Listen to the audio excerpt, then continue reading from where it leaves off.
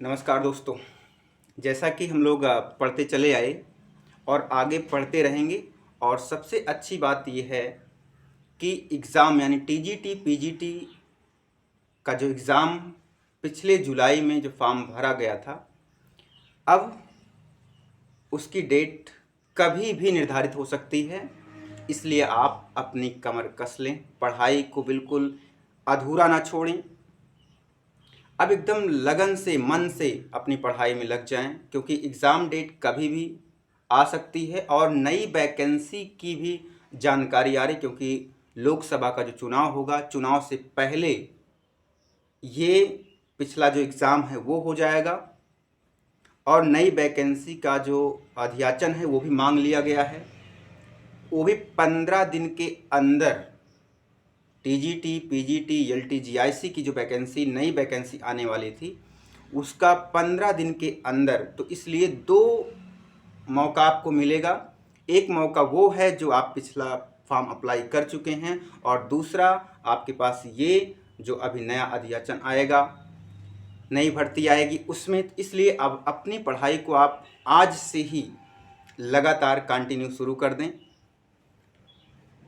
तो उसी से संबंधित हम लोग टीजीटी पीजीटी बायोलॉजी के लिए आपके सामने एक छोटा सा टॉपिक और काफ़ी महत्वपूर्ण टॉपिक सामने, जैसा कि देख रहे हैं सरीसृप।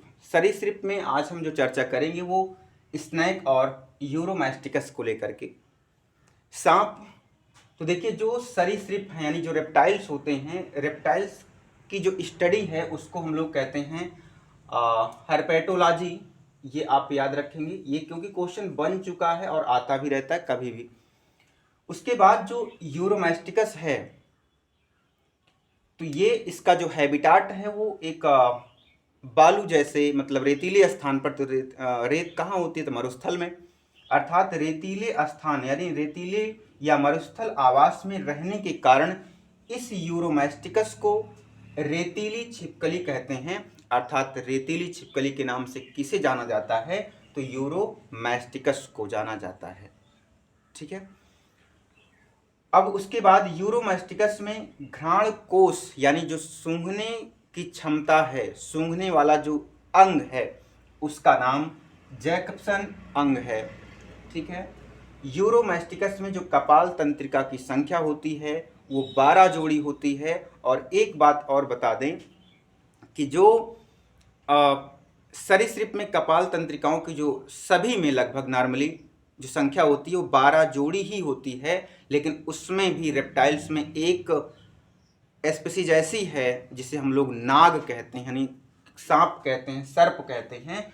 उसमें जो कपाल तंत्रिका की संख्या होती है वो 10 जोड़ी होती है। इसे याद रखना है, 10 जोड़ी कपाल, क्योंकि ये अपवाद है उस सरीसृप का, क्योंकि अपवाद वाले क्वेश्चन ही पूछे जाते हैं ज़्यादा, इसलिए आप इसको ध्यान रखेंगे। और यूरोमैस्टिकस में स्पाइनल तंत्रिकाओं की जो संख्या है वो 16 जोड़ी होती है। वीडियो पसंद आए तो इसको लाइक शेयर